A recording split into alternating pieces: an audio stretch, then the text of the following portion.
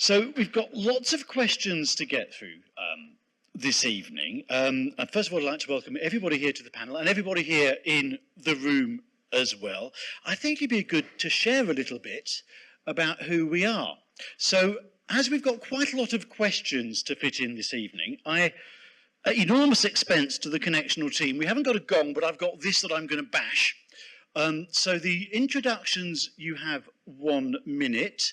To paraphrase a popular Radio 4 programme, in this instance, we are allowed deviation, repetition and hesitation, so that's more than acceptable. And when we come on to the main questions, they're going to have 2 minutes each. So first of all, James, if I can pass you the microphone, and we do only have the one microphone, so we've lots of shuffling about, for which I apologise, but I'm very grateful for the kit anyway, so thank you. So James, you have 1 minute to introduce yourself. Hello.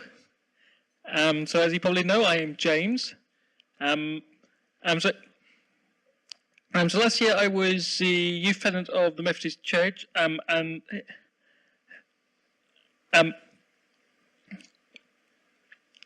I mostly go around annoying people and telling them what they should be doing about neurodiversity. I've got ADHD, autistic traits, dyscalculia, and I'm thinking I've also got dysgraphia, which is another one for the bingo card. Yes. Yes. A fun fact about me is that I went on a water taxi, and for some reason I decided to put on this event. Okay. Are we going along in order? Yeah. Okay. Well, I think you know me now. I'm Mo, Onyett, but I'm based in the Leeds South and West circuit as a presbyter, and as well as having a physical disability, I also have ADHD, which affects me in very different ways, which you'll hear about, I'm sure, later on. I don't know what more to say, really. I think just that before I came into ministry, I worked in higher education, supporting students who were neurodivergent, which means that I have quite a lot of experience of working with neurodivergent people, and it really helped me to work out my own condition and that I needed to seek some sort of diagnosis.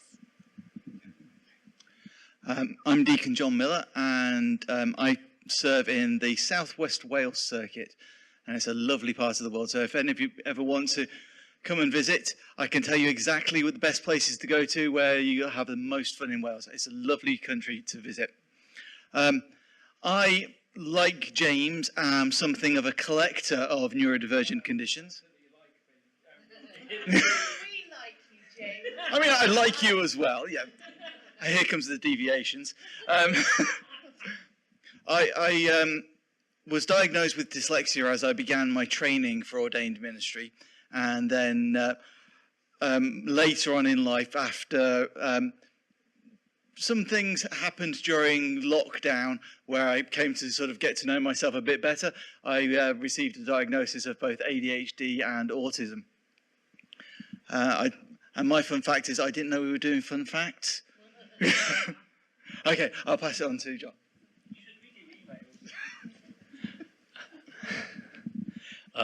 Good evening, everyone.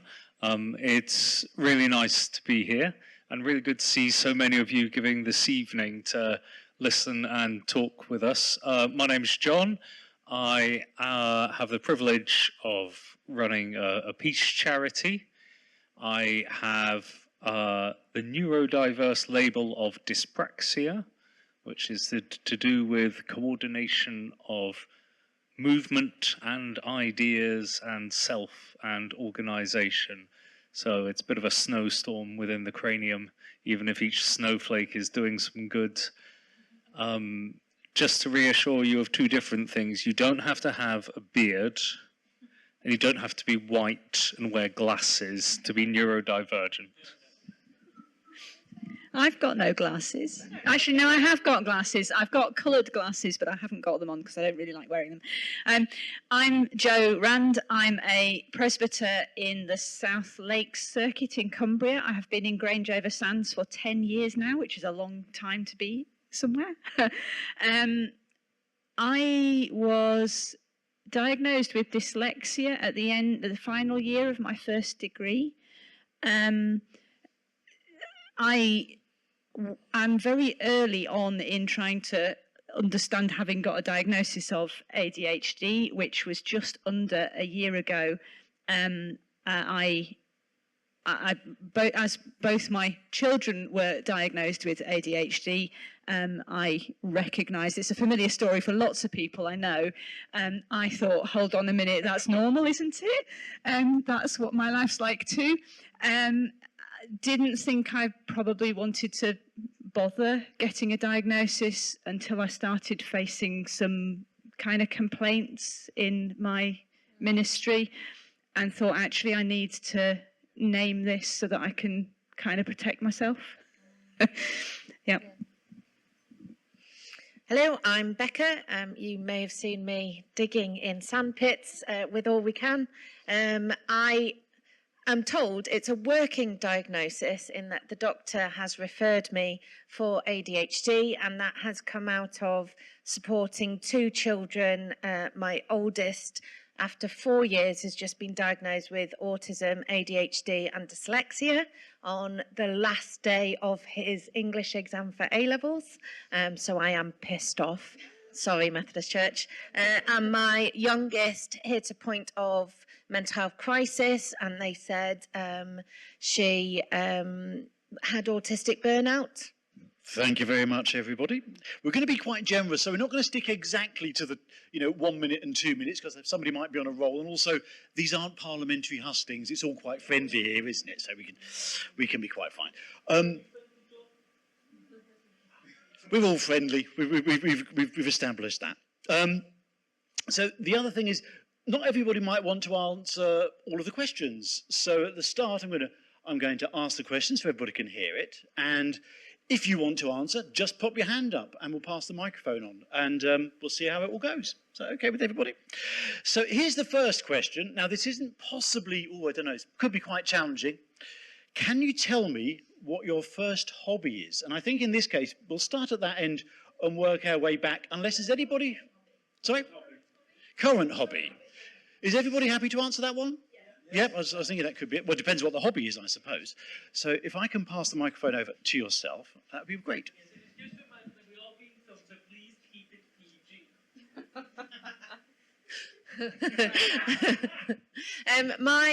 My main hobby is digital world. So I used to play The Sims. I am now pretty much...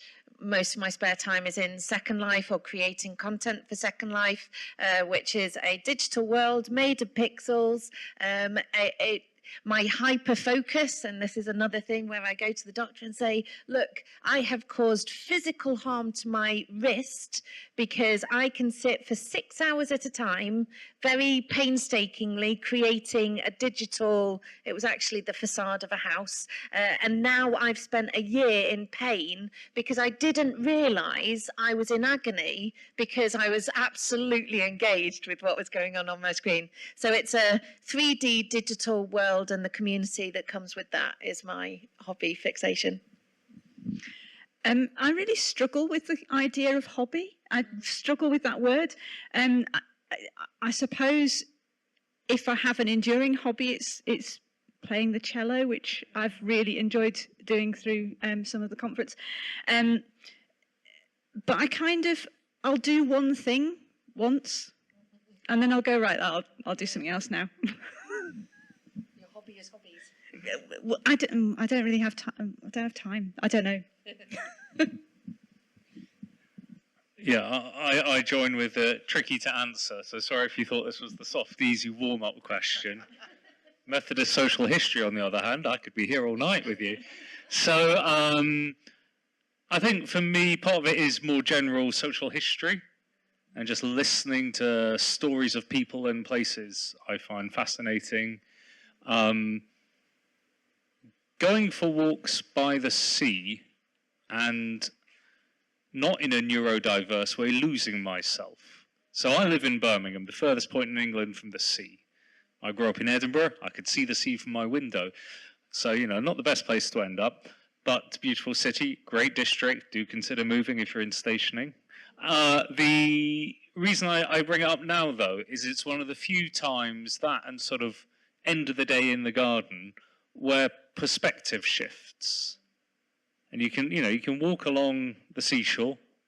There are rocks on one side which have been there for thousands of years. There's a sea that doesn't end, but thankfully you're not in it, worrying about to tip over. And there's just a nice sense of timelessness to it. Similarly, at sort of the end of the day when you're just potting around the garden and whoops, suddenly it's dark. It's just that sense. I felt a bit challenged when I was given this question of hobby. That's the reason why we've had added in a little sort of bracketed S after it, because I've got hobbies. On the one hand, I've got from an ADHD point of view, there is the hobby graveyard, where I kind of start something and then I kind of fall out of fashion. So I've got a ukulele gathering dust on my bookshelf.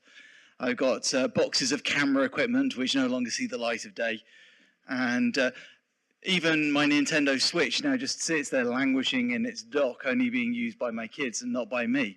And so that's the ADHD side of things, where I pick up these hobbies and I get into them really heavily for about a fortnight, and then whether I'm not just getting it straight away or I just no longer get the joy from it that I once did when I first started, they just end up in the hobby graveyards, just waiting to be rediscovered at another point.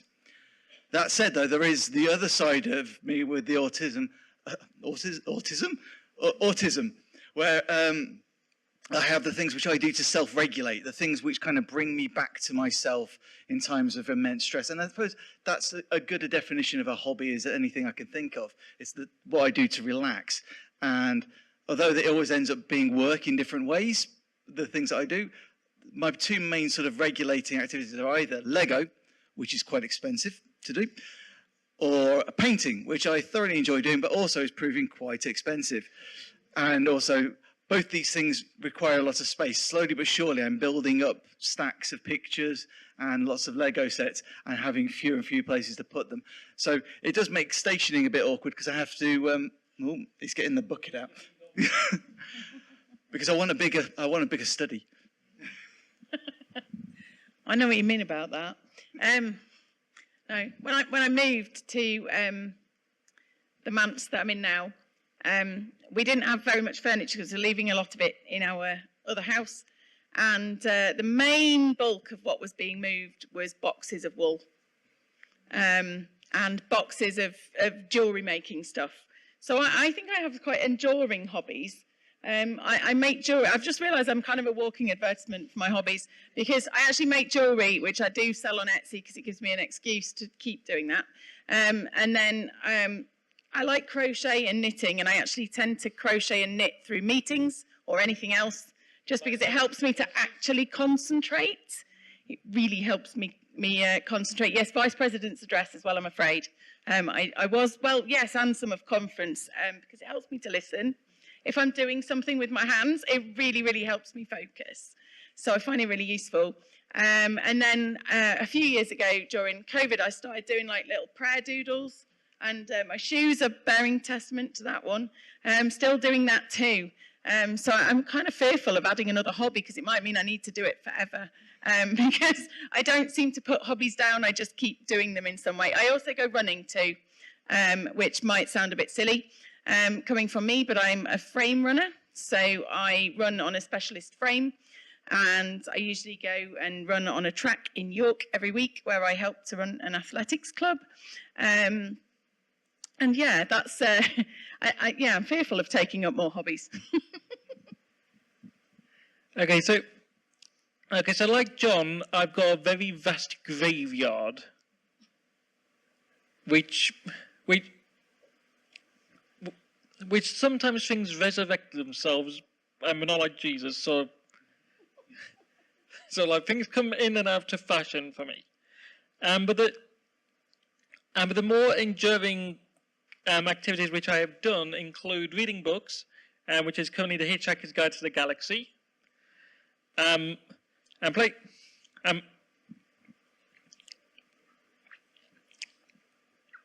playing video games, and also much to the possible nightmare it causes my other half, going into charity shops and buying everything. Thank you so much, everybody, for your replies to that question. So the first of the sort of, in-depth questions that we've got to consider: does disability exist in heaven? Now, is there who wants to answer that question? As everybody who wants to go first? Anybody in particular? John, right. I shall pass you the microphone, sir.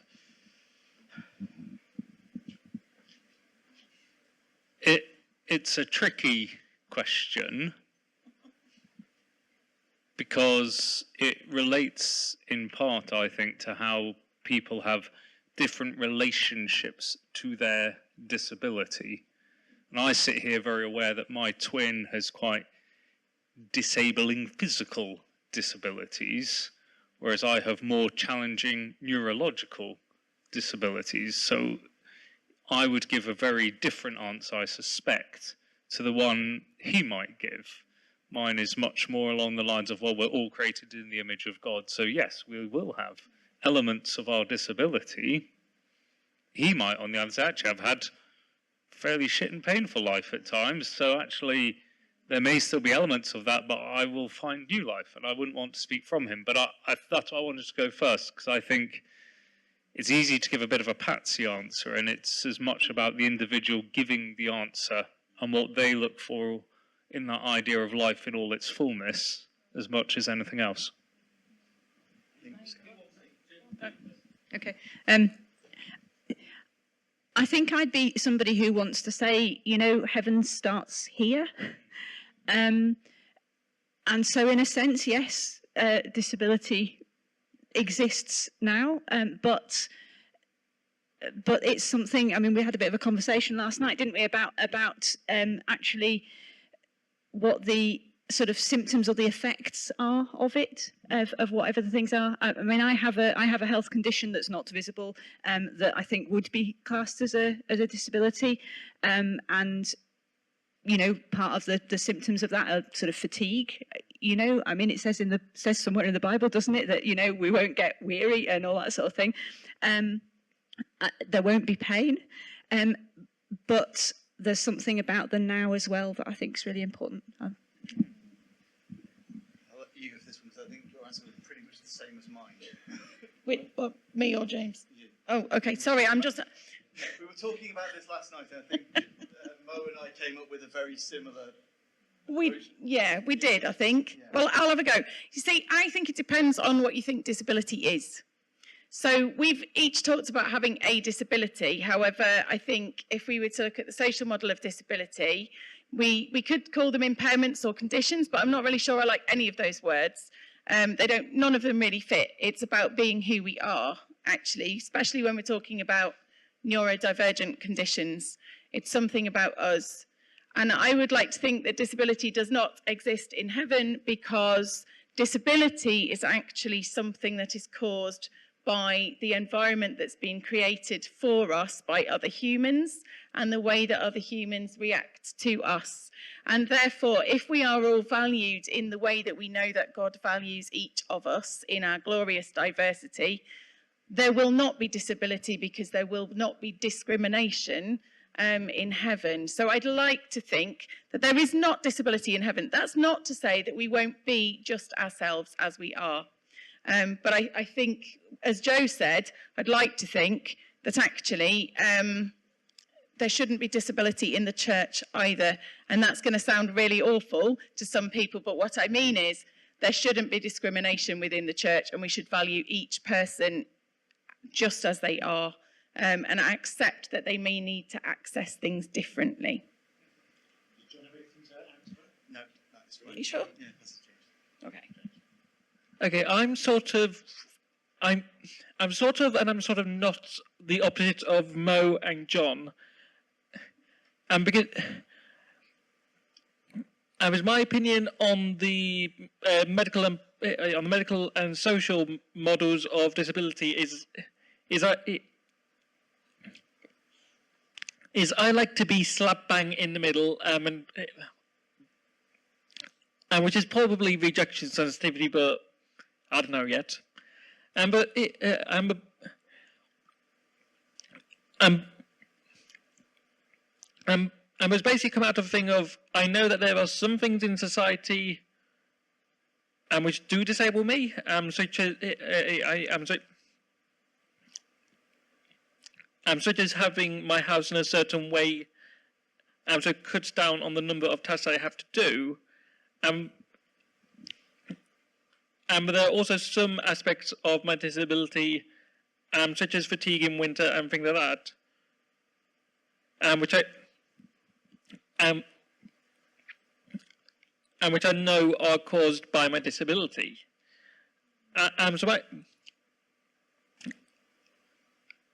So my perspective is that when we reach the pearly gates, and there's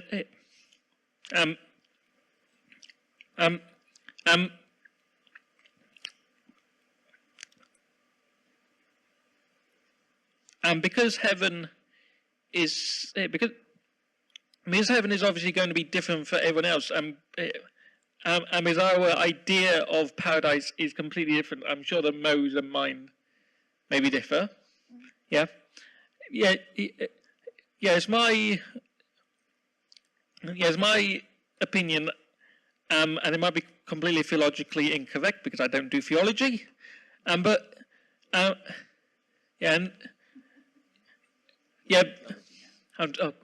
actually doing theology now. Who knew? It's my view, that when we get to heaven, we'll be asked the choice about whether we want to keep our disabilities or not, or if we want some aspects of them or not. That is my opinion on the matter. Does anyone else want to go? Yeah, I've just been continuing to think after what Mo had said. I think it's something about in heaven we will be ourselves. Now, for me, what makes me me is the way that my brain works, is the way that my autism affects me, and all the way all these things work together. The challenge is the things which make it really crap at times to be autistic, those will be removed, those will be gone, because for me, a lot of the time, that's other people or is the things that are expected of me, but actually, that will be even out. For other people, they can still very much be them without their condition, their state of being as they are here now on earth, being with them in heaven. They will still be themselves. I think that's possibly where that middle ground might lie. Can I just add? Just want to add. I think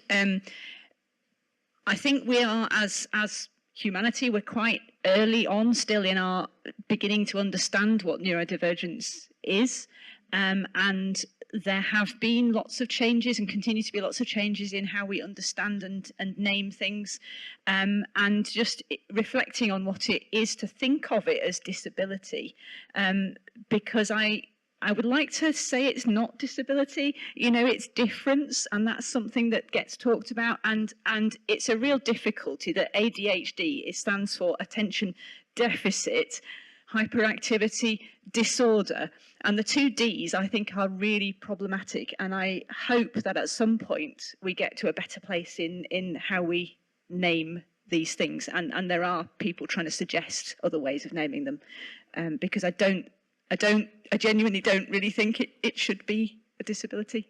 I'm not equipped to comment on wider concepts of what that then does to other ideas about what disability is. Yeah, so based on what Joe just said, and there's actually a supplementary question which the panel don't know about. Oh no. Yeah. No. So the supplementary question is, and it's going to be right at the end of the presentation, so we've got to go forward. Here you go.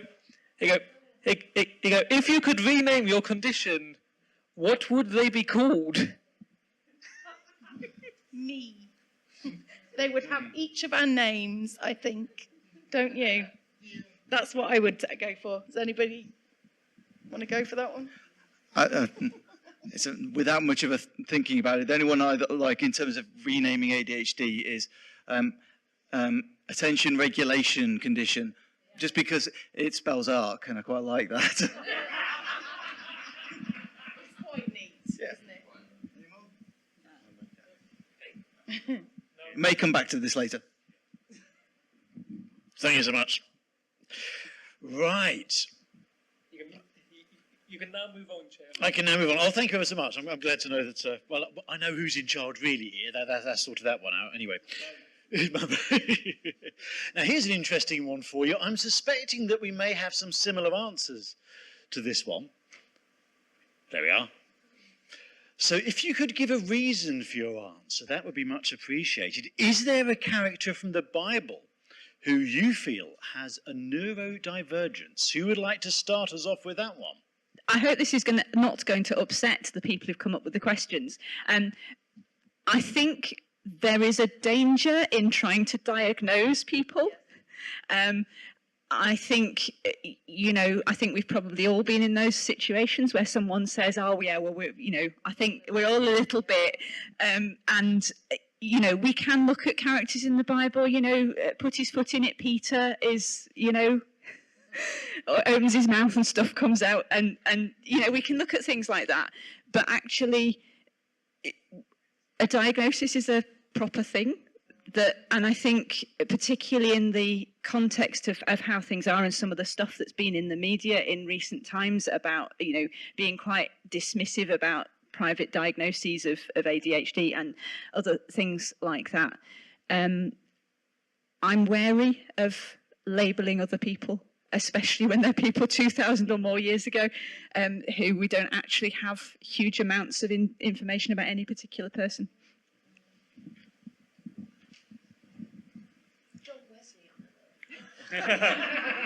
Yeah, we'll get on to John Wesley at some other point. Anyway, I was actually thinking about the similar sort of thing. I mean, there's plenty of people who I could sort of have a go at sort of armchair diagnosis, but I think what it's really about is identifying with people in Scripture, and basically as a neurodivergent person, being able to see myself in Scripture reflected back at me. That's really, really important to me, that I can see myself in there, and I can see aspects of myself and the way that I behave in characters like Thomas, the disciple who's known as the twin. I believe very much that he was called the twin because he had a tendency to copy other people within the disciples so that he could fit in. And when it came to all of the other disciples celebrating and having a whale of a time because they know that Jesus has come back, Thomas can't join in with this because he's lacking the information and the data that he needs to be part of this. And what he needs is to actually physically see Jesus. He needs that confirmation. He needs something more than what all the rest of the disciples are capable of going along with. I also read about Jesus and this time, so when he needs to just get away from the crowds because it's all got too much and be quiet and peaceful and away from everybody. I can identify with that, and I can see myself in the actions of various characters within the Bible, and I find that very helpful. Thank you. That was really helpful to just say, who is it that you identify with and why is that so important? And for me, it's the woman who wiped her tears and snot and perfume on Jesus's feet, that brought herself all in, whether she wanted to or not, whether all of that emotion coming tumbling out was her choice to share, but that kind of the whole self messiness of what it is to be woman and human, and for me probably neurodiverse, that said this is my faith that comes tumbling out, and if like a Labrador puppy that is compulsive, that she couldn't help how she expressed herself towards Jesus. Having not been here yesterday, I didn't run through these questions, so I did plump for a character or a person. So I'm offering it in because I think there's two different things. First is I agree with John about wanting to see and glimpse elements that you recognize within the Bible and how important that is. And I think it's not just about the Bible characters, but also about the Bible commentaries and actually whose interpretation and who's writing. And I think as the church looks more broadly at its justice, dignity work, it could do a lot to better resource and profile a much broader range of both long and short Bible commentaries as a more normal practice. So instead of, in effect, doing the Black Theology unit at Queen's if you're trained to be a minister, Black perspectives are sprinkled throughout all the courses. And similarly, neurodiverse and other things, so that then picks up on a lot of what John was saying. But then as someone who, for example, is fascinated to learn that Daniel Radcliffe, Mr. Harry Potter, is comfortably dyspraxic and, like me, struggled to learn his lines in the theatre, yet he managed to, you know, do 7 films. You know, you do think, well, actually, who could it be? So just as a bit of a straw person in a way, I think if John the Baptist didn't end up with some form of neurodiverse, you know, badge by the end of time with the educational psychologist of 2,000 years ago, I'd be quite surprised. You know, there's a few key facts. Ran away, lived in the desert by themselves, okay? Probably quite questionable personal health because their focus was on something else. So, you know, let's just wear some straw and some sandals and that's about it, and probably not wash. Eating locusts and honey, again, that gives a bit of a sense of a bit focused on the task. I better eat. Oh, I've forgotten. Well, I'll just eat whatever's nearby. Yep, that again feels a bit familiar. But fundamentally, when they're in the moment, has hyper focus on what on earth's going on. And I wouldn't say disregards everything else, but they're there to do one task. And so that's why I agree in here, let's not label. But I want to look in a bit more and risk it, not to say they have this label, but I'd be surprised if there wasn't one that could be applied. I'm just going to say what I was saying last night, because whilst I think there is a danger in identifying with, you know, identifying particular traits within Bible characters, because we don't have their full backstory either. And part of a diagnosis for a lot of conditions and particular what's the word? Neurodivergent conditions, sorry. Whilst there's a need for a backstory, especially ADHD, that's where I was trying to go with that one, in order to diagnose, and we don't have it, so we can't really do it. But John just mentioned the story of Thomas, and I did say this last night, and I think it's quite, while we were talking about this, and I just think it's really rather marvellous that Thomas asks for a reasonable adjustment, and he gets it, and Jesus walks through a wall to meet it. And I think in the church, that's the sort of thing we need to do. Not literally walk through walls, but... That was going to be my point. I was seriously about to go, oh, so you want me to walk through a wall tomorrow then, DMO? Yeah, no, I didn't really mean that. I probably could... Sorry. Right. So, quick reminder to everybody, there should be some post-it notes on your desk. So we're going to have a break a bit later on, and we'll be coming around to collect your questions for the panel that we'll have in the second half then. Now, how easy is it to get support for your conditions? Who would like to start us off with that one? James, over to you, sir. So, so originally I went for assessment in 2010 for autism, and they were like, no, you don't have autism, we think you're just copying off your brother. Then I went back in 2015, and they were like, you know, you got ADHD and you might have autism. But they're like, but you're missing one bit of autism, so we won't give you the whole autism. We'll just give you like the free trial. Not the whole thing, just a good idea of it thing. And the only sort of form of support that I received from, the health professionals and my parents received was literally just, here's some medication, off you go, find out what happens. That's literally it. And it's only since I turned 20 and was starting uni and I started joining ADHD support groups and probably advocating for myself, and that I managed to get the support that I needed in the social form rather than the medical form. Because ADHD medication kept interfering with things like my autism, with my stammer, and with my dyscalculia. And although I'm currently en route to try out a new medication, I think the referrals are like 6 months, and for new assessments in Nottingham, I think it's currently 2 years. Elsewhere, it's 5 years, and I think in Cornwall, for some reason, it's 9 years. Just to be seen. Who are we going for? Who would like to go next?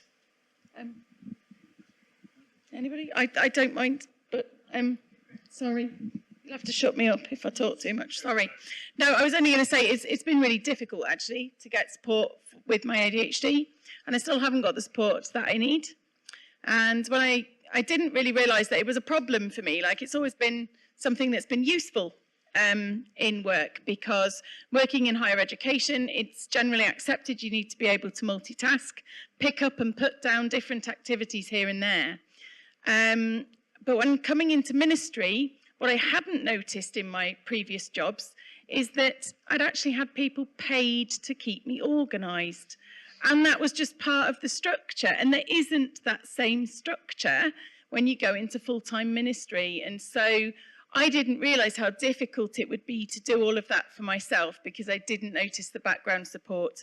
I am still waiting for Access to Work to contact me back, having gone through assessments and having gone through referrals from my GP and through applications for Access to Work, having a recommendation for a PA to support me with my organisation.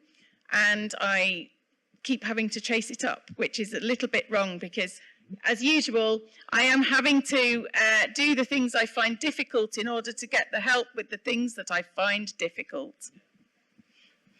I'll just keep passing it along, I think, because I've got something to say. How easy is it to get support? Well, in my circumstances, it isn't easy at all. When approaching my doctor about it, both ADHD and autism, I can't have those because I'm not an 8-year-old boy. As a minister in the church who holds a degree and is married and has children, this is clearly not an issue for me. I was put on the waiting list anyway, regardless. The waiting list in Wales is 6 to 8 years for both those conditions. So in the end, I ended up going privately, not through a prescribing assessment unit, but one which would provide the assessment and then would pass on the details to your GP, and you'll be able to go through the standard procedures from there. Did that because stationing means that I would have moved on before I got to the end of the waiting list, and then I would need to be starting the waiting list again. And this was my only option. As it is, I've taken my ADHD and autism assessments to the doctor, and they're going, yep, you've clearly got autism and you've got ADHD, but we can do nothing about your ADHD because you've gone privately. So there's no medication, no support that you've got access to. Just carry on with what you were doing. You're clearly okay with it for the moment.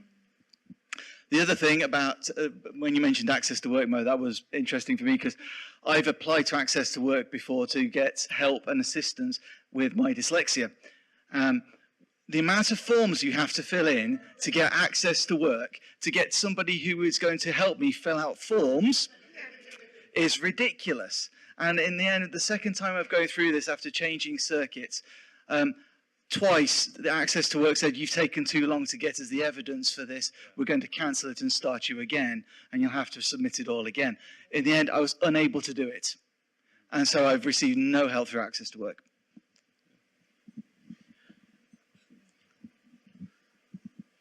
So I'm just thinking about what to add on top of what's already been said. I think a major bit. So we haven't really covered in detail much about what each of our neurological conditions are and how they affect us. So I don't know who in the room understands what. But for dyspraxia, if it's about challenges of coordination of thought and action and memory and things, a lot of that is not medically treatable. So I suppose from what I hear, I'm in a different situation to a lot of the panel. There is underlying anxiety, which, you know, took me out of work for nearly 2.5 months, a year ago, 2 years ago, after a particularly bad run of things that just completely knocked me out. That's the first time I'd ever actually taken medical tablets. And that was for things that would still make me get heart palpitations now. Basic things like, you know, am I going to turn up in the right place at the right time? Have I bought my train tickets for the correct day?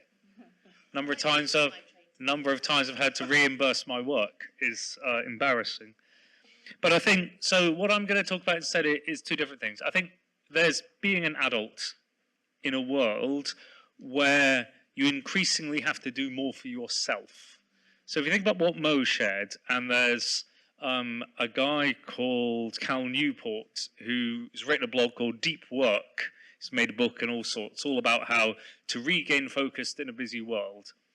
And one of the things he talked about on his podcast is about how, as technology has evolved, more is expected of the individual instead of having sort of a team of specialists. And so in everyday life, everyone has to become more of what's called a generalist. So we all have to be able to organise our own diary, organise this, organise that, etc., etc. And so if, like me, organisation is, you know, heart attack inducing almost, then, you know, you're going to face a problem just to exist. And there aren't actually that many spaces where as an adult you can just sit and go, God, it's a bit tough at the moment. Either for neurological conversations or non-neurological conversations, you know, intentionally neurological conversations. So I think that's the first thing. I think the other is a bit more church specific. So I'm long-time slow local preacher trainee, trying to organise myself to get through a course where you're given there's a whole world of opportunity, just pick whatever suits you, and then you'll flourish through however many modules, is difficult. But then when I tried to raise it with my own circuit, who are very supportive, we also neither did we, I can see you waving, but can I just finish this, please? They didn't quite then know where to then direct me elsewhere. So I think there's a different world, which is, as Joe was saying earlier, as each generation is growing up with a greater knowledge of its own neurological shape and diversity, our adult experience can't always either catch up, because similar to you, I got a diagnosis almost at the end of my university degree, so that was a bit useless. And then you're in the real world where you have to cope with people who've got very different life experiences, understandings and expectations, and all of that sort of big support, which often isn't there in time, but in principle could be, disappears. And you're faced with what you were saying, access to work, months if not years behind responding, access via doing giant forms. So I add that in just to keep the conversation flowing. I know I went over.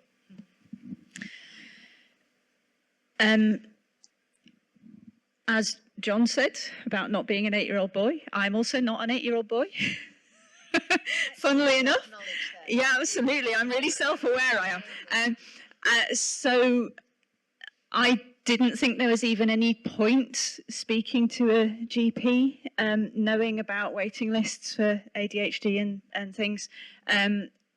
I am very conscious of the privilege that as a presbyter I had access to the Fund for the Support of Presbyters and Deacons, who gave me funding to pay for an assessment. And then, so that obviously in itself was very helpful. I then asked the church for an occupational health assessment of that and of my thyroid condition, which is but it has been a very long and tough process. I recognise all that Mo was saying about having to chase, actually having a workplace needs assessment. That's what I had. and having to chase and chase and chase and chase. It took about 3 months to get the report out of the people who wrote it. I did chase about 3 times during that 3 months. It wasn't that I just completely ignored it. But also I found a lot of the process of what is in place through occupational health quite painful, actually. You know, in terms of being supposed to locally draw up, you know, my occupational health assessment identified that I would be at higher risk of workplace stress, and that therefore I needed a stress risk assessment in place, which had to be drawn up locally in conversation with some of the people that I'd ended up going for the assessment because of the things that had been said to me, and finding that some of the things that actually would, I think, be completely reasonable adjustment haven't been named in the report. And I did go back and forth, and eventually you lose the will to live with getting the things in the report. So the issues really all started with complaints coming from somebody's people, plural, I don't know who, I haven't been told who, saying that in meetings they were perceiving me to be withdrawn and disengaged and rude. Part of how I help myself to keep having focus has been, I make posters and things like that for when we've got church events, and it doesn't take any brain. You know, it's a creative thing. It's a bit like knitting. Knitting is not my thing.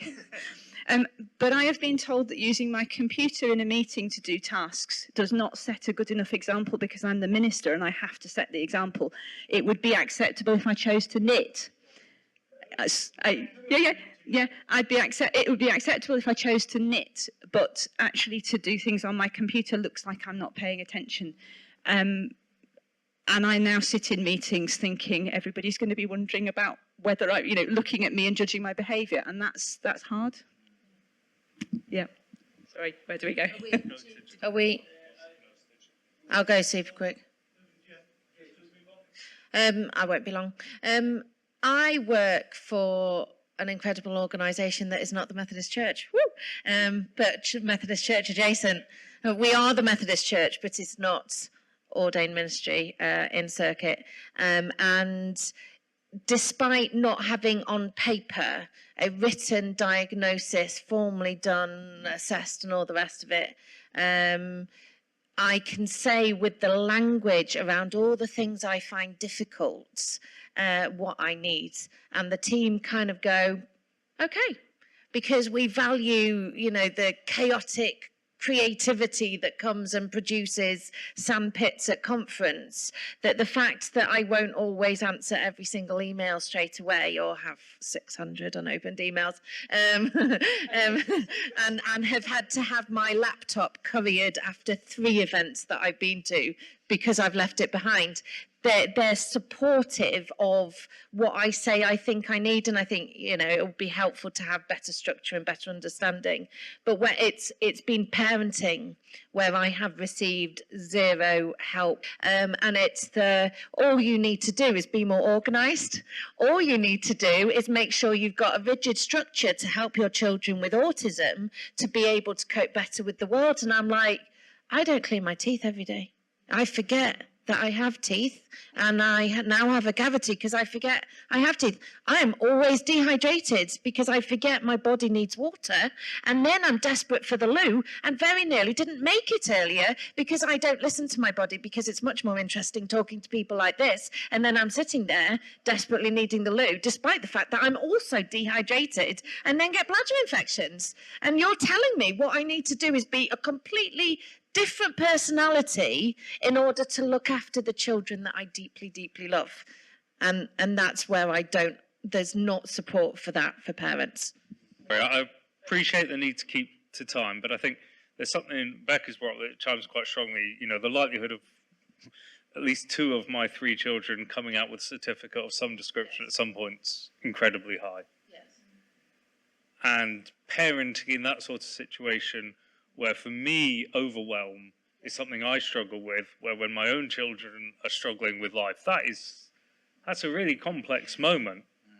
So I feel and hear what you're saying. I'm grateful you feel able to share it within here. What I was mainly going to address was some of what you were picking up on, Joe, which is that as a volunteer-led organisation, which the church as a movement is, we are incredibly bad at enabling our volunteers, particularly those with neurodiverse conditions, to basically function. So in a world where email is king, and then it's, oh, you didn't turn up to the meeting. Well, that was in that email chain of 36 emails. Oh, no, we couldn't send you a digital diary invite. We don't know how to do that. Oh, you couldn't find the email papers. Oh, they were sent off about 3 weeks ago. But no, we couldn't send you a link to a shared drive. You know, there are a few basic steps that as institutions, actually, if we sat down and listened well to those with different challenges to engaging with a space, we could function better. And a lot of, I suspect, what different people might share is not world-changing, really expensive stuff. It's just basic that is there. And our systems are not catching up with what's on offer. You have something to add, James? Yes. So we're about to go into a really sensitive question. This is just a reminder that we do have the two chaplains, and if anything you find that we say is triggering or you can relate and so it happens, and please do go to them if you need someone to talk to. Okay, so you have been warned. Now, this is quite a sensitive question. So the question is, have you been offered healing? Now, obviously, you may not have been offered healing, but you may have a view on it. So who would like to start us off on that question? I was going to ask that end. I wasn't offered healing, but I was sent to the doctor for a thyroid problem because I was struggling with anxiety and probably depression during my A-levels. I'd gone from boarding school that was a very regimented, very structured environment, and suddenly for A-levels, I decided that I would go to a comprehensive school and not be in boarding school anymore. And I couldn't time manage, and I couldn't cope with the size of the school. I couldn't cope with the fact that I am incredibly aware of the sensations of walking, and I was having to walk to and from school every day. And so I stopped going. And I didn't attend, and nobody in school mentioned this to my parents until I had missed 29 psychology lessons. No one had noticed that I wasn't there. And so instead of going, well, what's going on? What is going on with, I'm fairly intelligent, fairly articulate, fairly capable. What is going on with this young person? It was just, it might be thyroid. It might be thyroid problem. What you need to go is go to the doctor. And it was that complete ignorance around mental health, but also no conversation around neurodiversity for a perfectly capable but unable to do any of the executive function required of independent learning for A-level. And eventually I muddled through. But it was that just avoidance, and it must be a medical, physical thing that we will try and get drugs. I was just really noticing that it was seen as a problem that needed to be fixed, and a physical problem, and not something that might be a neurological thing or something that's about just who you are. I'm regularly approached for prayers for healing all the time. Because there is something about me and what people say when I ask them why. Why have you offered me, out of all of these people here, why have you picked on me to offer me healing? And sometimes they don't know what to say. And sometimes the person says, because of your situation. And I say, which is? And I'm not trying to be rude, but I think I don't tend to refuse prayers for healing, But what I will do is talk to the person who has offered me prayer, and I will ask them, I will explain what is bothering me at that given time, which usually isn't anything to do with my physical disability. It is not anything to do with the way that I am perceived as a person moving around. It is usually something to do with my ADHD and the fact that I'm stressed out about something. Or it might be a parenting thing. It could be, in the past, I've had some quite difficult situations to deal with that. And I think, I'm saying that with my offspring in the room, but I think it has been challenging because, people don't see that about us. And if we were all now heading to Leeds Market, which seems to be a hotspot for this stuff, if we were all going down to Leeds Market, which one of us do you think would be picked on to be offered prayers for healing? It's probably not going to be the most stressed out amongst us, possibly. I mean, to be fair, I think John might be asked if he heal someone. It's interesting, though, isn't it? Like, that people tend to pick on the physical stuff and still don't, with all the awareness that's out there, all the stuff that's going on around things, they don't pick on other stuff. However, I'm going to caveat that with, actually, I see most of my ADHD as being who I am. But sometimes just having to navigate the world is the difficult bit. And actually, prayer for the church to change, prayer for the world to change, to value people is probably where I tend to guide people to go with those healing prayers, but I don't say no. I've never been offered prayer for healing, but 3 times they've done it anyway in prayer meetings. So not much more to add to that other than that they just started in the middle of praying for other things, and now we pray for John. I was like, what have I done now? And basically then proceeded to try and pray away part of me, which was deeply upsetting. I had nowhere to go in that. So I think I've 2 different things. I hear the time, don't panic. I think first is I've seen my twin be approached to be prayed for, and that was very difficult. Partly because it was a street preacher in a very different situation, then went on about how it's obviously all your parents' fault, and the person, my twin with his physical disability was the result. And that's just like you were sharing, Mo. I think we need to name that some of that's just floating around in the ether.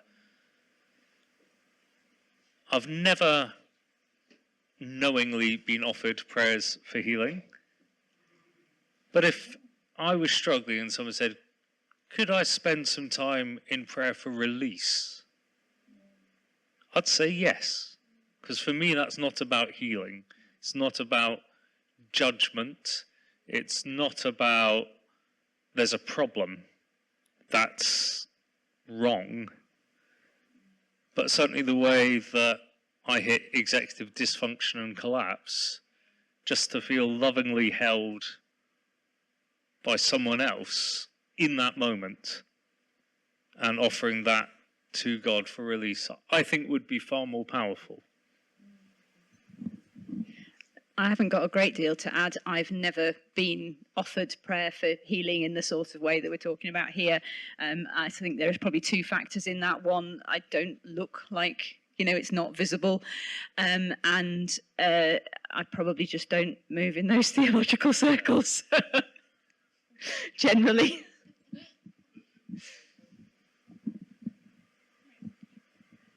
So I haven't been offered prayers for healing, which I am glad about.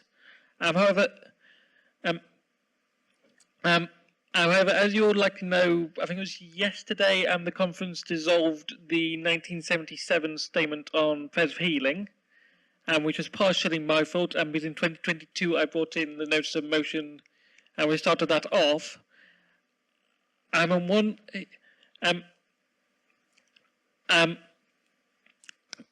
of the reasons for that was I wouldn't get rid of my condition at all. And there's some days where it's like, oh, do I really have to go to church, or do I really have to plan this event, or do I really have to fill in this form? But most of the time, things are great. And I think one of the things that society has to learn is that neurodivergence and mental health are two completely separate things. And I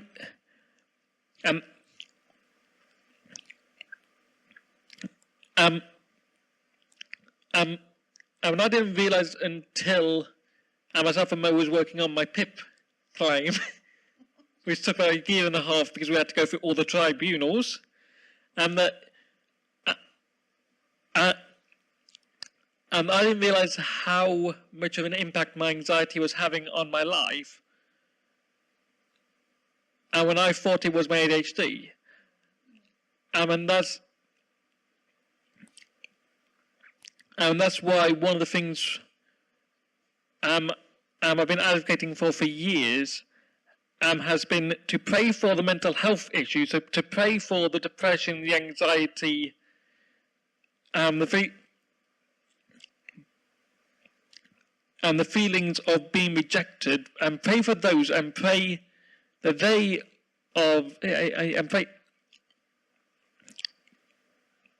that those are sorted, but don't pray away the ADHD, or don't pray away the dyslexia, or don't pray away the autism.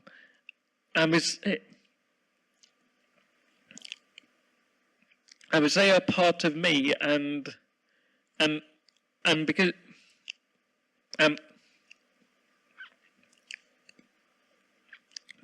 and contrary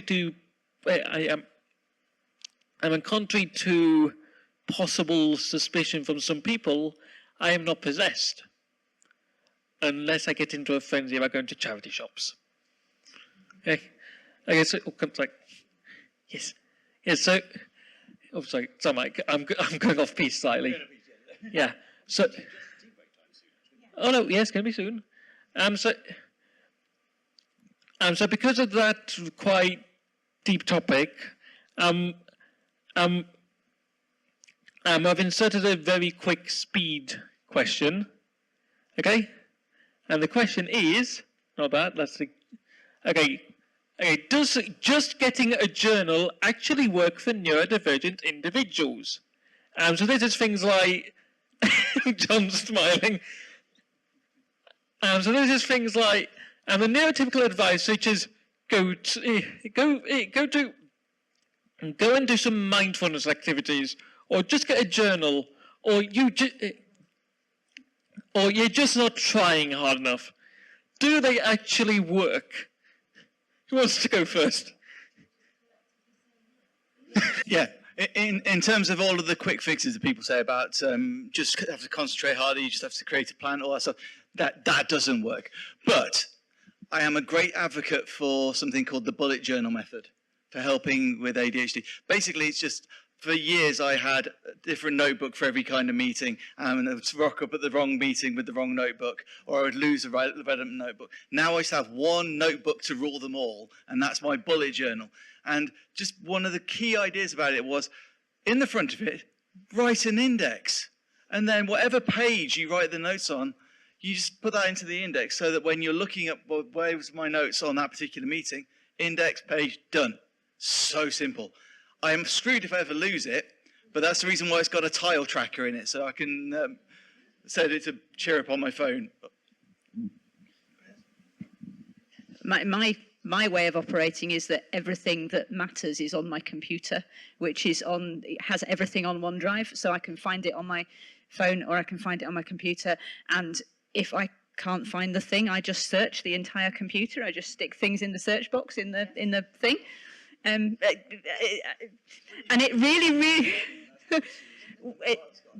it really annoys me when people think I'm going to use a piece of paper and they hand me a piece of paper. It's it's the minutes or the agenda or the whatever it is, and they think I'm going to operate with a piece of paper. Nope. I think there is something about mindfulness. I did do an 8-week course on just learning to listen to the chaos, the noise, and trust that all of that messiness that's going on in my brain, if that is me, then maybe it's good. Maybe if I am made in the image of God, that it's safe enough to go into the storm and find the center of it. And that's been very releasing. I've spent a lot of time masking the storm and trying to avoid it because it was terrifying. But actually, in the center is me, God, and peace. And that took a while to learn to do, overcoming all the need to twitch and all the rest of it. We've had 3 questions that have come in from the audience, and we have half an hour to cover those. And the question that was left over from before the break, which we're going to look into. So if we could be mindful of the time, because otherwise apparently we get charged extra if we go over 9 o'clock. So we don't want that, do we? So the question we have before us now is, how does your condition impact how you live out your faith? Who would like to start that conversation for us? Thank you very much. I just want to ask, does anybody here have one of those traditional quiet times where you do a regular thing where you pray and you read your Bible? Oh, that's really impressive. That's really impressive, because I just remember as a young person going to some of the things, it was like, you know, if you're not doing that, then you're definitely backsliding. And I just never, it didn't work. I can't.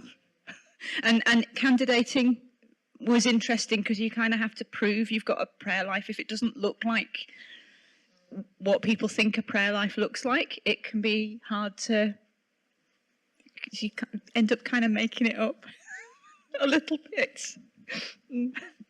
Somebody take the microphone away before I say anything really terrible. You've made it through all those stages now, it's fine. For a long time, I did go through this phase of constantly trying to be like other people and other ministers, and I was measuring myself up against the way other people lived out their faith. And it's taken until, I'd like to say a year ago, but realistic, maybe last week, to really realize that I can only be me, and my relationship with God is based on who I am and the way that I do things. And God fully understands this. And God must be constantly sort of just wanting to shake me, say, just do it your way. You don't have to do it their way. I mean, I've actually written lots of different things about this, including something which was part of an article I wrote for Christianity.org about neurodivergency and faith. I won't read it now. I might go through it if we've got time later, but it was just this idea of constantly measuring myself against other people was not helpful. And when I realized eventually that I am fearfully and wonderfully made as me, then it's like, it doesn't matter that I cannot be still and know.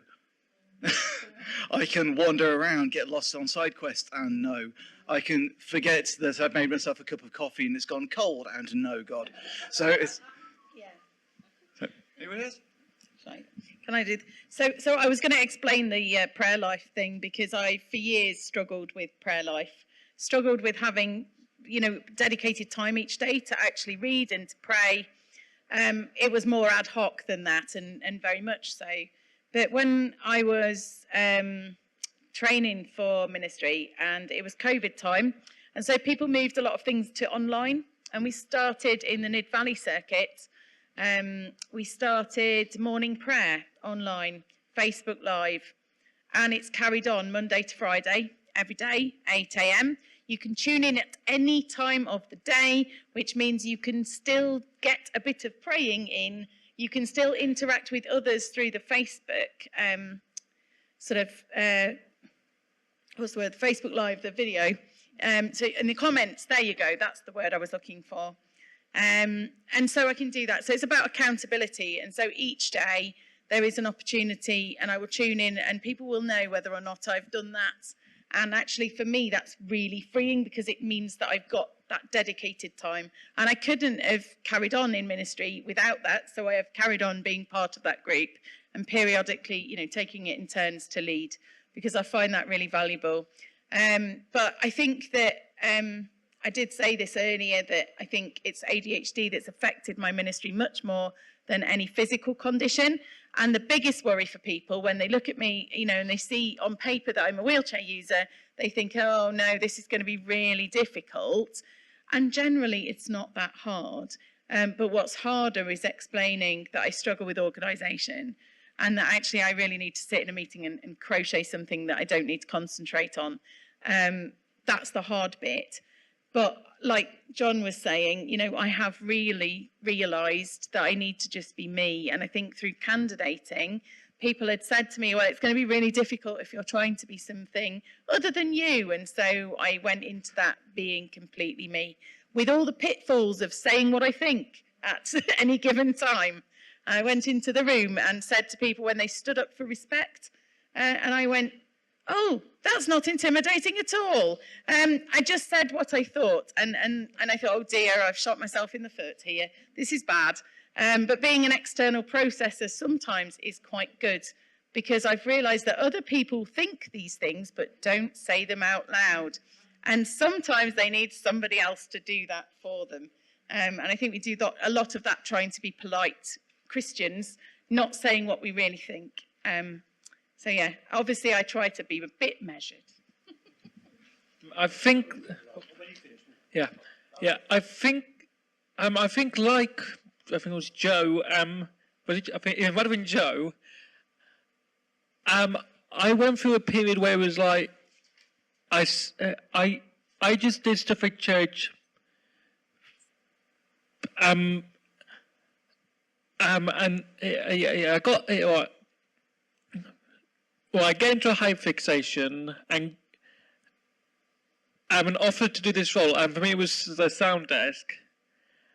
And then after a few weeks, I'd lost the interest, but I was really afraid to actually tell someone that I'd lost the interest. And then it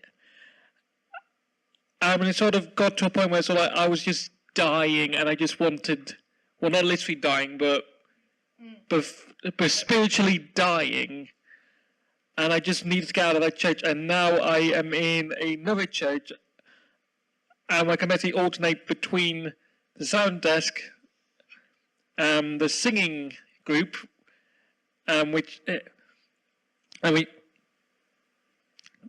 not sure is a blessing or a curse for them, but I can also just sleep in the congregation sometimes if I need to. Apart from if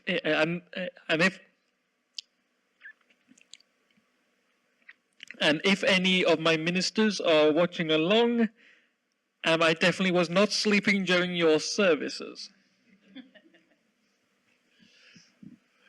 Becca, I think you had something to say. I have a huge sensitivity to being rejected, which not diagnosed with ADHD, but definitely I will be watching all of your faces to see if you're rejecting me, which is constantly painful. And Zoom made it far worse, because a screen full of 12 people at different levels of paying attention when you're talking, constantly rejected, even if they were thinking about something completely different.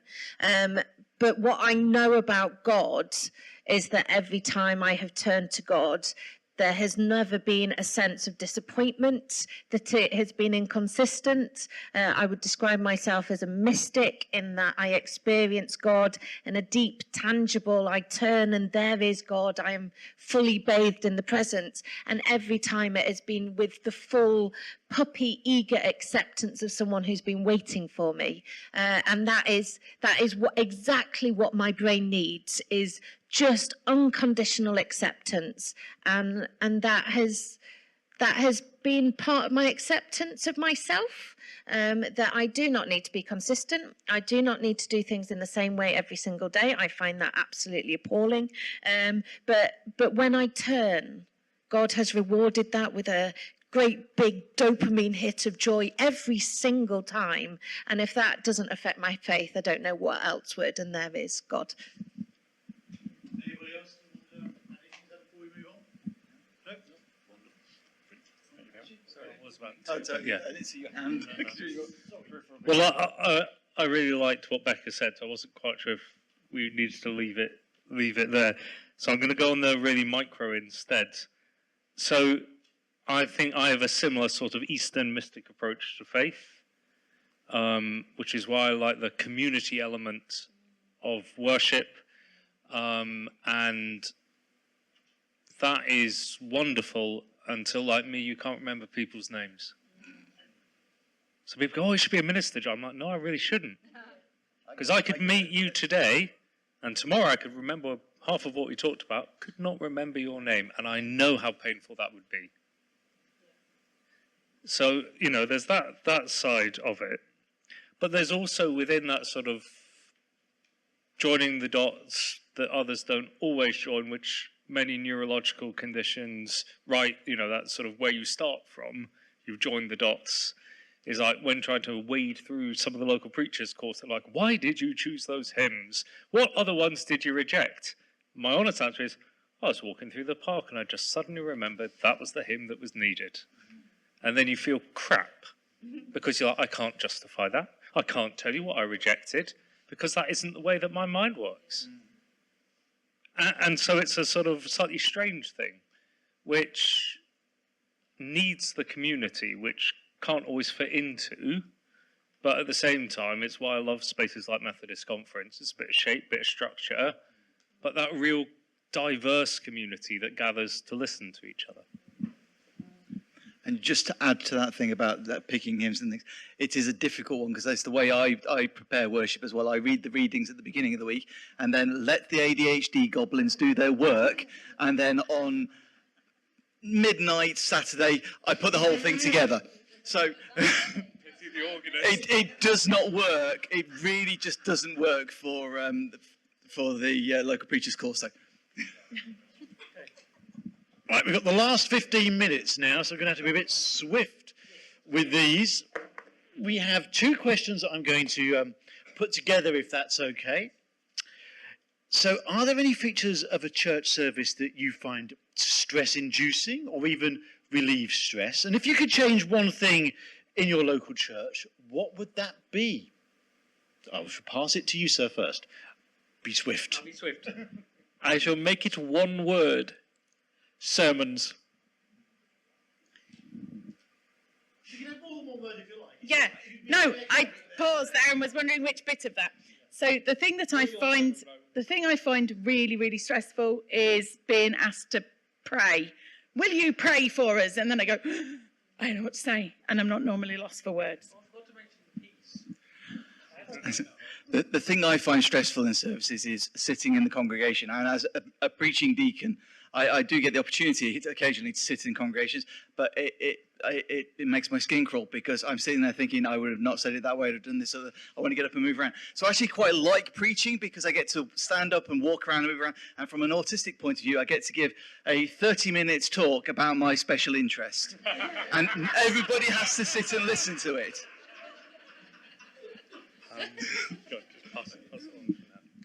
Yeah, I mean, I think I'm entirely in ministry, so I don't have to sit in other people's services. I struggle when we have the ones that we do have to, like, you know, presbyteral synod or whatever, because why? And I am hopefully about to begin a PhD looking at, can preaching be things other than one person standing at the front talking at a load of people who sit there? Well, this is the question, you see. Methodism preaching is important. Anyway, yeah, sorry, I'll hand on. So I think one thing I find really difficult is the polite chit-chat after the service. Because there's clearly undercurrents of social interaction, which I never quite get my head round. B, there's the previous names issue that I talked about. And it pains me because I can feel the potential warmth in that community. And I don't mind a hymn sandwich. I quite like a good thorough sermon. You know, I'm probably, as someone once said, you're part of the reason the church is dying out. It's amazing what encouragement you get.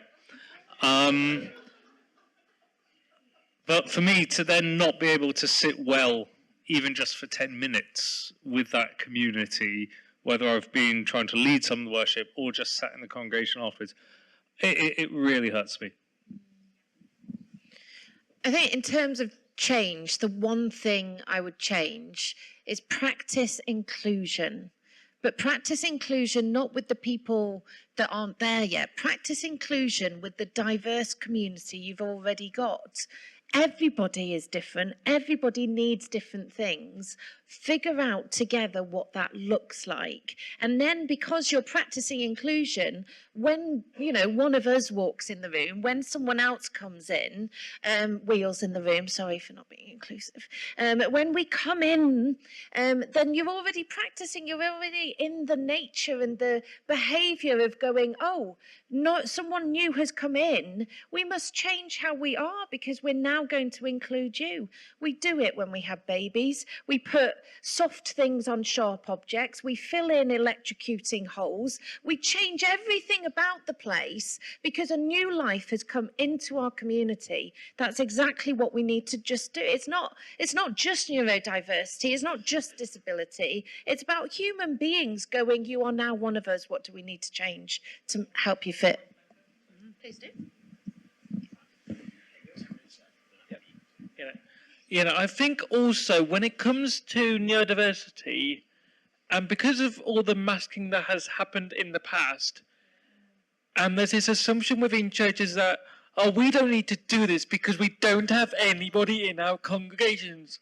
When in fact it's all like, no, you probably do, but the way you're doing it means that they can't, it's not safe for them to disclose things. So that's why at the beginning, I said at the back, and there's this table of stuff you can just grab and use. And if at the end you want to just grab a ton, because I don't really want to ship them back to Nottingham, and please feel free to take them to either use personally or to use in your church to help to help other people. Yeah. Also, I don't like the peace. Oh, interesting. Okay. Last question. It's the shaking hands bit. Yeah, I can see that being an issue. So the final question is, where do you find support? And somebody's written this. I'm looking at James here. Wasn't you? Okay. Bonus point for how that intersects with specific challenges and benefits of church and neurodivergence. Now, I have to ask you to be quite prompt on this one because the staff are going to want to go home quite soon. So I believe it's Mo who's... Oh, I was going to nick it. Go on. Yay. Rubbish chair. I know. So I've found solidarity in Mo's solidarity circle, but also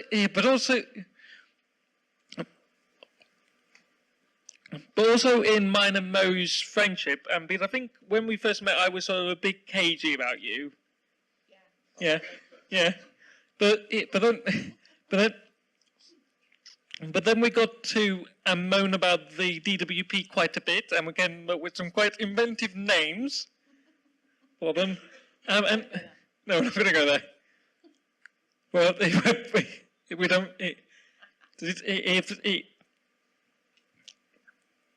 if anybody from the DWP is watching, we love you. We want to keep our benefits. Yes. Yeah. Thank you.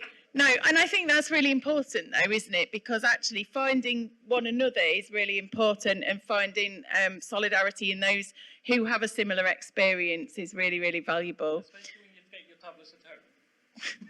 So as the coordinator of the Solidarity Circle for Disability, it's a group that's been going now for, it's more than 2 years. And I came into that just after it had started, and as a pilot scheme, and began leading some of the sessions. and eventually ended up applying to be the coordinator of the Solidarity Circle. And it brings me quite a lot of joy because there are other people who are able to support. We get support from one another, but it's more about actually what can we do about this stuff. So where can we find solutions to the issues that we're bringing and sharing together? And so I think that's what's really important. There has been a recruitment round this year to the Solidarity Circles, but we will be doing it again. And if you haven't heard back yet, well, you will soon. But I find it really useful. Soon. But we have been able to be a critical friend to the connection, and we've been able to actually together produce materials and advice that is useful. And we often find ourselves bumping up against the same issues, but if we don't keep on tackling it together, there's going to be more of a problem. So I think it's really helpful to work together. But there's some talk about perhaps we might want to look at local groups that work on a similar basis. And I think that's something for the future for us to look at. I can't say very much about that now. I'm waiting for our new JDS implementation. I've forgotten the title of the job, but yes, I'm waiting for somebody new to come into that post so that we can begin again in September. Thank you.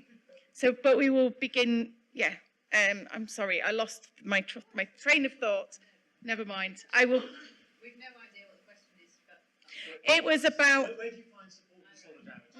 Sorry, I lost my train of thought there. I'll be very quick. I find support and solidarity in finding my tribe. And it's sad to say, it's more often than not within the church. It's people outside the church who I know, the autistic radar, you're able to sort of identify those people who you are safe around, and more often than not, they are neurodivergent too. And then you're able to share your woes and your joys, and or just sit in silence and just be together. It's great.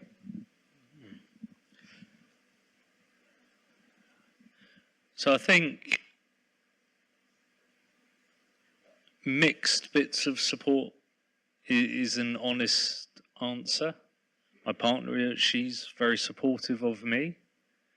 She overheard a particularly painful bit of service feedback one time, where it was quite clear that I just wasn't on the same page as the other person, or when the superintendent came round and sat down and spent a long time talking about how, in effect, I smelt a bit at a service, and that was what the church fed back. No conversation about, why was that? I'm like, well, actually, if I get really nervous, I'll just sweat buckets, and there's no amount of deodorant that's going to solve that one. That's just whatever makes me me. And amid the chaos of, oh crap, I'm preaching on Sunday, I didn't realise, and it's Wednesday, help, how do we get out of it, but how do we solve the childcare and all the rest, ridden to the rescue a few times there. I think, having been around the Methodist block a few times, I do feel held relatively in love somehow. I would say in spite of all I bring in the room, in all honesty. And that gives me great strength. Going back to what would I change, which I was about to answer, I think one thing, and it does link to the support, is to just smash the middle class ethos of the church. That everything should be neat, tidy, and as my first local preacher tutor said, is the spirit needs to have moved by Tuesday to allow all the volunteers to then fulfill their role on Sunday. And I think that's one of the greatest restrainers of making the most of neurodiverse people, even as I find within the Methodist world, a willingness to support people, even if there isn't always the language or the skills to do it. It's not a sod off, it's a, ooh. Support-wise, I think I'd say family are the key thing for me. Yeah.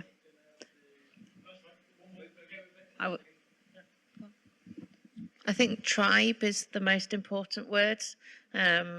I run a podcast with Mark Stennett, which is running now, but James decided that this was more important, called Faith and Geekery.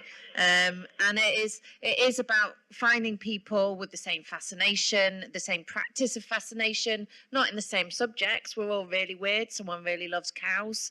But actually the way that we do our interests and the way that we then practice inclusion has been really important. So just finding people, this panel of people, they are now included in my tribe, even though they don't necessarily want to be. But it's, yeah, just finding people that make it okay to be me. We need to be done. Yes, yes. So we need to be done. So can we just invite the person who bought the cookies earlier?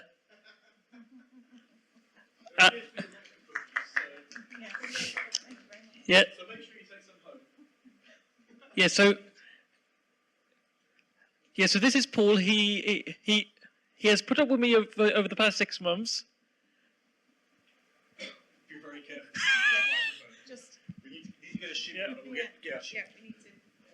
I think you've done very well to get this lot this close to finishing time. Unfortunately, you give me the microphone at this point.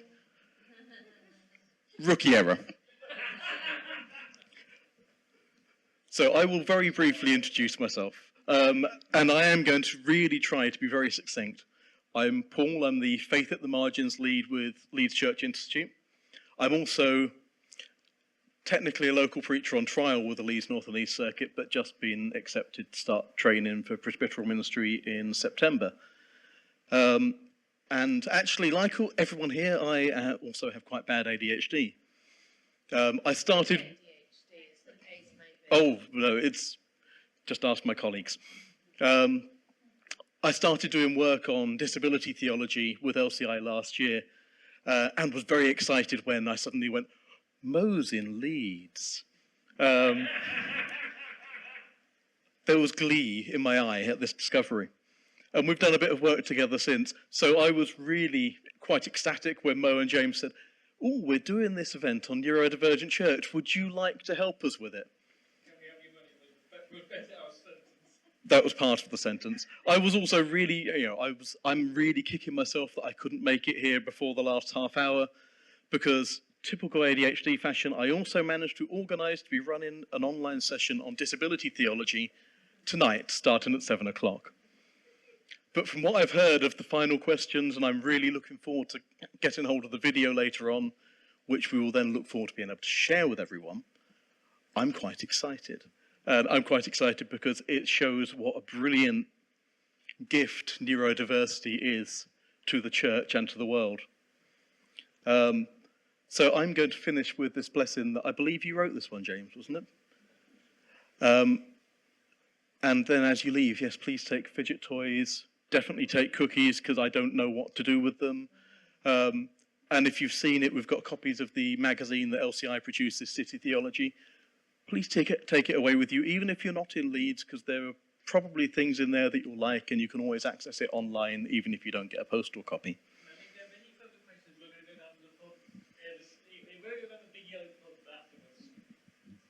Come and join us, it's dangerous. So let's close in prayer. Loving God, you created us and this world in your perfectly imperfect design. As we go from this place into the world we inhabit, allow us to know your presence. Let us feel your reassuring nature. Enable us to grow in faith with you. Amen.